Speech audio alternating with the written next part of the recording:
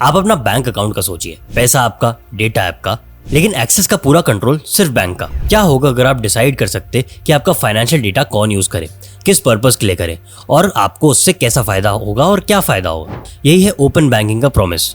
Open banking एक ऐसी system है जहां बैंक्स अपने कस्टमर्स का financial data of course customer की परमिशन से थर्ड पार्टी एप्स और फिनटेक कंपनीज के साथ सिक्योरली शेयर करते हैं ताकि नए सर्विसेज और पर्सनलाइज्ड फाइनेंशियल प्रोडक्ट्स बन सके। ये एक ग्लोबल ट्रेंड है। यूरोप ने 2018 में PSD2 रेगुलेशन के साथ शुरू किया।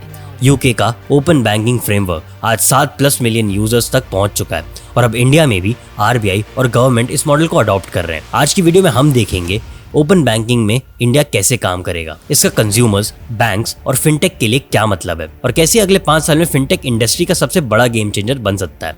चैप्टर 1, ओपन बैंकिंग क्या है और इंडिया में कैसे काम करेगा। सबसे पहले समझना जरूरी है कि ओपन बैंकिंग का मतलब सिर्फ एप्स के बीच का डेटा शेयर करना नहीं है, बल्कि ये पूरा फाइनेंशियल इकोसिस्टम को बदलने वाला कंसेप्ट है। इंडिया में उसके लिए ग्राउंड वर्क रेडी हो रहा है, all thanks to India stack, जिसमें आधार, UPI, eKYC और अकाउंट एग्रीगेटर फ्रेमवर्क शामिल है। ओपन बैंकिंग सिस्टम का कोर हीरो होता है अकाउंट एग्रीगेटर। ये एक लाइसेंस एंटिटी होती है जो आपके multiple bank accounts, mutual funds, insurance policies और दूसरे फाइनेंशियल एसेट्स का डेटा एक जगह सिक्योरली कलेक्ट करती है। सबसे इंपॉर्टेंट बात यह है कि ये शेयरिंग सिर्फ आपकी कंसेंट से होती है। मान लीजिए आप एक पर्सनल फाइनेंस ऐप यूज कर रहे हो जो आपसे परमिशन मांगता है आपके बैंक स्टेटमेंट, स्पेंडिंग हैबिट्स और लोन हिस्ट्री देखने के लिए। अगर आप कंसेंट दे देते हो तो AA एनक्रिप्टेड फॉर्म्स में ये डेटा बैंक से लेकर आपको सेंड करेगा। उसके बाद वो ऐप आपको custom savings plan, credit score, improvement tips या लोन एलिजिबिलिटी का पर्सनलाइज ऑप्शन दे सकता है। सिक्योरिटी यहाँ टॉप प्रायोरिटी होती है। सारा data end to end encrypted होता है और आप कभी भी कंसेंट रिवोक कर सकते हो। RBI ने इसी प्रोसेस के लिए स्ट्रिक्ट कंप्लायंस रूल्स बनाए ताकि इस चीज का मिसयूज ना हो। यूरोप में ओपन बैंकिंग रेगुलेशन के थ्रू एनफोर्स होता है, जबकि इंडिया में ये वॉलंटरी मॉडल है। लेकिन UPI के रैपिड अडॉप्शन का एग्जांपल देखते हुए इसका ग्रोथ भी काफी फास्ट हो सकता है। इस मॉडल में बैंक्स अपने API ओपन करेंगे जिससे फिनटेक स्टार्टअप्स नए इनोवेट प्रोडक्ट्स क्रिएट कर पाएंगे। चैप्टर 2, ओपन बैंकिंग से किस किस को फायदा होगा, कंज्यूमर, बैंक्स और फिनटेक्स। ओपन बैंकिंग का सबसे बड़ा विनर है कंज्यूमर, यानी कि आप और मैं। पहले अपना लोन लेने का प्रोसेस या म्यूचुअल फंड में इन्वेस्ट करने का प्रोसेस काफी टीडियस होता था।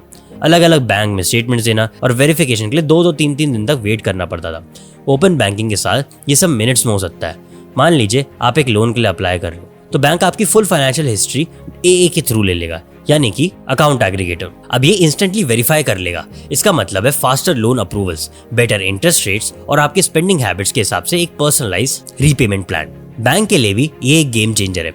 ट्रेडिशनल बैंकिंग में एक कस्टमर को समझने के लिए काफी मैनुअल एफर्ट लगते हैं। ओपन बैंकिंग के साथ उसके पास रियल टाइम कंसेंटेड डेटा होता है जो उन्हें टारगेटेड प्रोडक्ट्स को बनाने में हेल्प करता है। जैसे अगर डेटा से पता चला कि किसी कस्टमर का बैलेंस हाई है और वो फॉरेन ट्रैवल करता है तो बैंक उसको प्रीमियम फॉरेक्स कार्ड या ट्रैवल इंश्योरेंस ऑफर कर सकता है। ये उनके क्रॉस सेलिंग और कस्टमर रिटेंशन रेट को बढ़ा देता है। फिनटेक स्टार्टअप्स के लिए तो एक गोल्ड माइन है। इमेजिन करें एक स्टार्टअप जो AI और मशीन लर्निंग को यूज करता है आपके फुल फाइनेंशियल प्रोफाइल का एनालिसिस करने के लिए और फिर आपको ऑटोमेटेड इन्वेस्टमेंट एडवाइस दे, या एक ऐप जो आपके बिल्स, सब्सक्रिप्शन और EMIs को ट्रैक करे और आपके कैश फ्लो के हिसाब से अलर्ट्स भेजे। ये सब तब पॉसिबल है जब उनके पास accurate, up to date financial data हो जो ओपन बैंकिंग प्रोवाइड करता है। और सबसे इंटरेस्टिंग पॉइंट, कंपटीशन का लेवल बढ़ने वाला।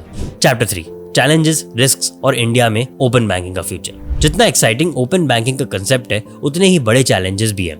सबसे बड़ा कंसर्न है डेटा प्राइवेसी और सिक्योरिटी। इंडिया में डिजिटल फ्रॉड्स हाईली अलर्ट। 2023 में RBI के अकॉर्डिंग 1.23 लाख करोड़ के बैंकिंग फ्रॉड्स रिपोर्ट हुए।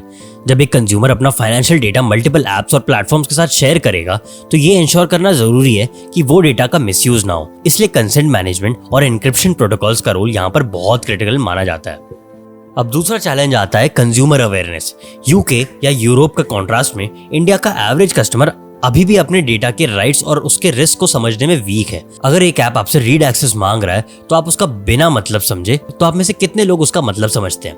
लो अवेयरनेस का मतलब है लोग अपना कंसेंट दे देंगे विदाउट इवन रियलाइजिंग कि वो क्या शेयर कर रहे हैं। तीसरा है रेगुलेटरी क्लैरिटी। RBI और METI ने AA फ्रेमवर्क की गाइडलाइंस डाल दी, लेकिन फिनटेक्स और बैंक के लिए अभी भी interoperability, liability in case of data breach और डिस्प्यूट रेजोल्यूशन के रूल्स अभी भी क्लियर होने की जरूरत है।